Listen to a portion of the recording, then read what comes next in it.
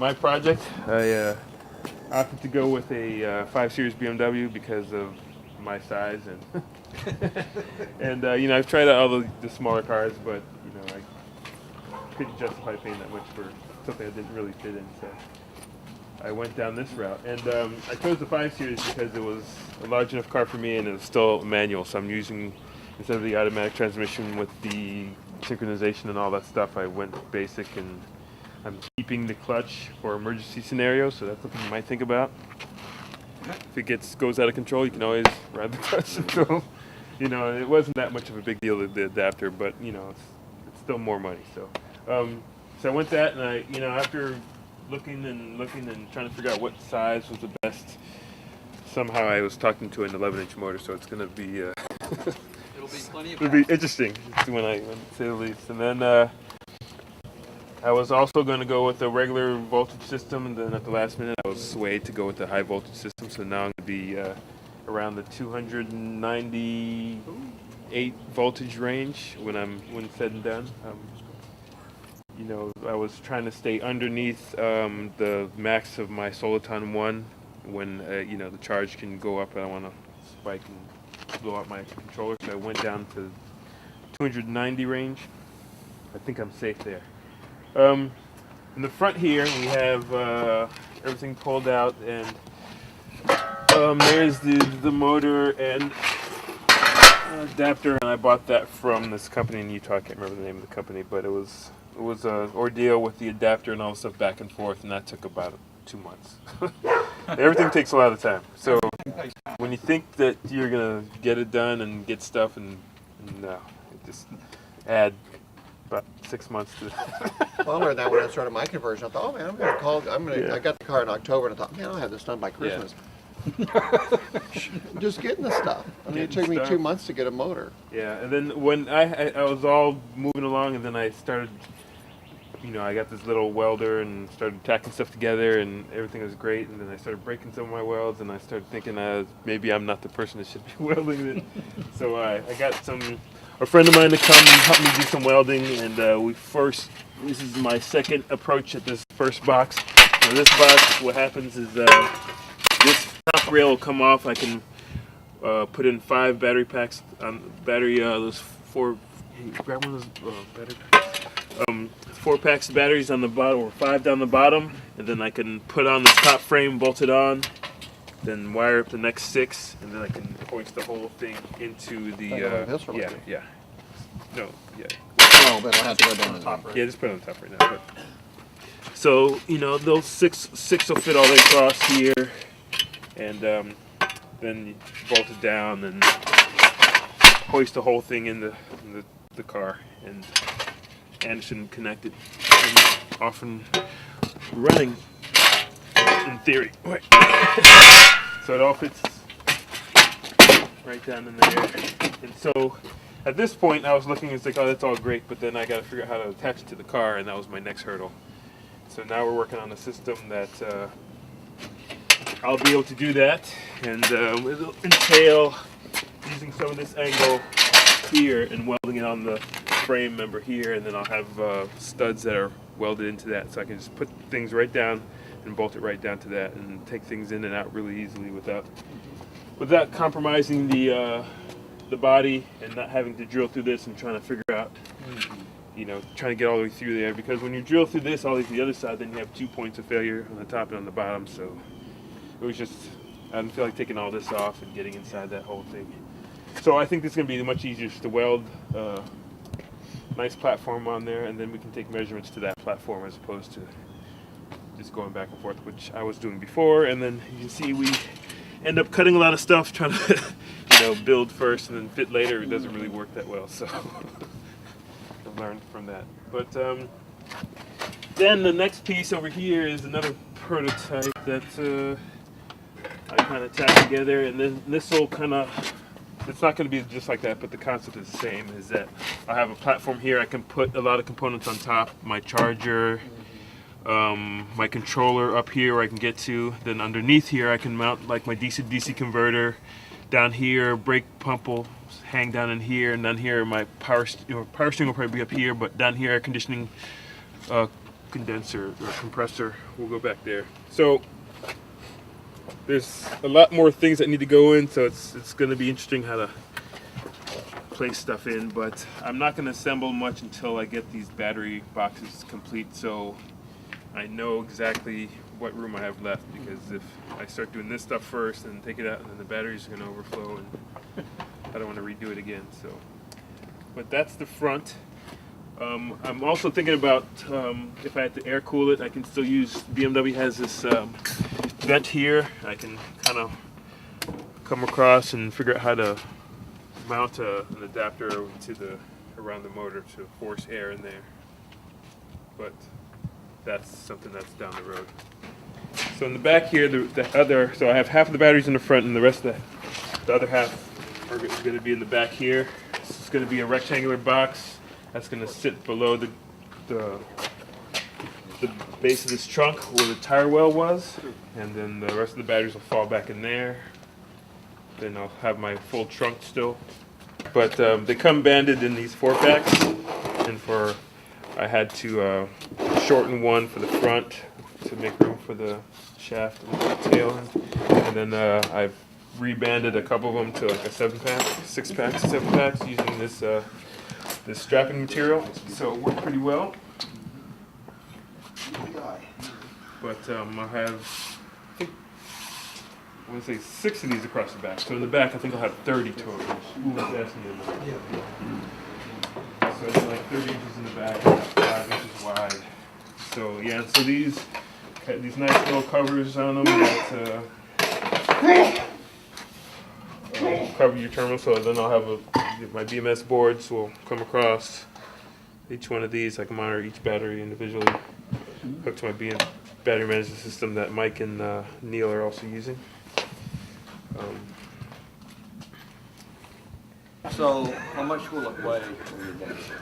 So the weight is going to be very similar to the original curb weight of this thing, because this had a huge V8 in it, and it had a lot of, like you see the exhaust up there, and there's a lot of stuff in there that I taken out. But it's going to be distributed a little bit differently. I think there's going to be more weight in the back that's always there, as opposed to loading up the trunk with stuff.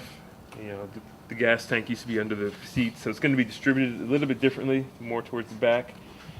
But it's going to be very close. I'm not adding that much more weight. Are all the batteries going in the rack, or will some of them be up in there? All of them in the rack in the back, and then in the rack in the front. So you there's won't have two battery boxes. have any in the Correct. trunk, open trunk area. Exactly. The full trunk will. So So you still go on vacation? Yeah. How high will that come when you? It won't. You won't see it. It'll look when you open it up. The trunk will still have its pad that flaps back over the tire, so it'll sit. The box sits on this box here and goes about 9 inches down, and then the batteries will sit coming up to here. So then when it has like this plastic that brings up the level of the trunk right up to here, and then has a cardboard flap, so you won't see the batteries at all. Wow. In the back. How many, what's your range?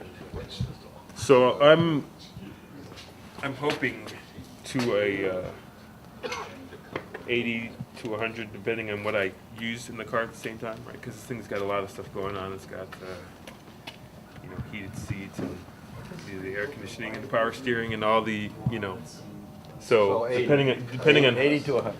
Yeah, 80 to 100 hopefully, but that's all on paper. So we'll see with these tires. You're gonna have almost 300 volts at how many? 100 amp hour batteries. So he'll have, yeah. Should be able to do 80 easily. This is the controller. It takes your pack voltage and sends. I call that the brains of the operation. Yeah, it's the computer that runs the motor. Yeah, that's what takes the power from the batteries and sends it to the engine. So I'll be water cooling it along with it's my DC to DC converter that I got out of a hybrid Mercedes. I bought it on the EV album, and so this is a water cooled MR2 power steering pump with the reservoir, the controller, and the motor all built in one nice package. So that runs off electricity. That runs off of a 12 volt, right? 12 volt, yeah. And so this will run off of my pack voltage, so I can run this on high voltage. Here is the DIY charger. Right, and this does what? 10 kilowatts. 10 kilowatts, 50 amps. So It's programmable, so you can make it match any pack. Yeah. and so this. Is that one you found? That's the same one that I bought the kit for. Yeah, he Yeah. bought the kit for it. I decided to buy the buy pre-assembled the one because pre-assembled. Yeah, he made the right decision. I forgot. If you're gonna buy that charger, buy it pre-assembled. Yeah, tested. It's worth the extra money. It took me 4 months of back and forth to get all the parts for my kit. Yeah. He had some retarded high school kid doing the shipping, I guess. I don't know. Yes. But, so then we have a vacuum pump for the brakes. And here's the reservoir. Various lugs. I have a. I'm drawing a blank now. The camera's on. So I bought some these fuses. Yeah. And these run what 80, 90 from I don't know, but I bought them on eBay for 2 for 15. So we'll see if they still work. I've tested them with the multimeter, and they seem to. So far, so good. So far, so good. So this is a 400 amp, which means You're gonna use it for your traction, yeah. So I'll have. so you're gonna limit yourself to 400 amps. No, That's not the blow this is rate. not the blow rate, but I think it blows at like 2.5.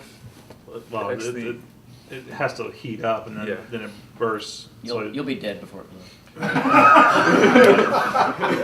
400 amp one. So I bought 2 of them, one for the pack in the front, one for the pack in the back. And then we'll see how that goes.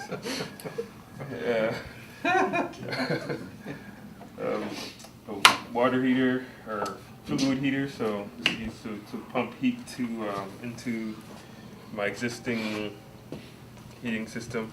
Some of I guess have opted to use the heater core, but I decided to stay with the easy That's a much route. easier way to go. Yeah, but Because I had to switch mine from a 300 to a 200, like a 140 to 200 range one, and that was the hardest part of the job, because I'd take the entire dashboard out. then the air conditioning. I figured I gotta get some air conditioning that will cool. Being here in Texas, In a black there's car. so You need air conditioning. and with my kids and yeah, so I don't want to hear all the dramas. I figured I'd get something that worked. Is that the controller for the Yeah, the controller AC? and the It's a pretty neat package there. Now, look at that cord. so I plan to be able He to. likes that big cord, you know? Yes, sir. This is I guess rated at 50, so I'm gonna try see how much power I can push out to this thing. And you're gonna. But for the price of it, I mean, it was. Yeah, they're not that only- much more. It wasn't that much more. Might as well get plenty of wire. So what else we got here? Oh, I put my charging port into the car. Deep dish rims. Look at that. Wow, you're almost done. I know I'm almost done. Oh, yeah, you've got the plug. That's all you need. That's all I need right there. Be official. You checked it, it lines up. Yeah, it's yeah. looks in good? Mine's are pretty good. So I need to. Right now, I just have it put in there with wood, but I need to get a metal because I was, trying to figure out. Oh, well, on mine, you have to make it, it has to have clearance because the plug actually has a latch. So you have to make sure you have clearance around that for the plug to slip around it. That's the kind of mistake I was making. Yeah. Well, mine, I actually had to adjust mine a couple times because one thing you run into is that the different chargers have different shaped plugs. I fit mine to the avionics, and then the one for Blink is a different shape. Well, let's just hope that It looks be all my like, charging with here. that rubber boot, you'll be okay because you've got a lot of clearance. If you've got a fingers width around it, you're okay. So you should be okay. I had this stuck in my where my cluster is. So this is basically my cluster when I drive. Okay, so this is actually monitoring your battery. Monitoring batteries, and then with the GPS, it's my speedometer also. So I have my speedometer and everything right there in one, setting. See, that's with mine set up. So I have a custom bezel for mine. Oh, that's right. I didn't think So about I'll sit and then replace my head unit in there. So I'll put right in the car. And So it'll sit right in there. Look like it's always meant to be there, right? But it'll tie in everything, and then here in this car, it has a information bus that I'm able to hack into, so I can send signals to the gauges and all the. And this is tricking the ECU in this car, that the actual stereo is still there, and then I can hack into the bus and get all the information over the iBus of the car, and get the information from the ECU, the gauges, and all the things like that. And so I can display that here, or send signals from here to the gauges and things like that. So I'll be able to use my gauges on the console, my speedometer, and all the things, with information coming across from the BMS and the controller, come to this and then send it out on the information bus to the gauges, and then also display stuff here using this.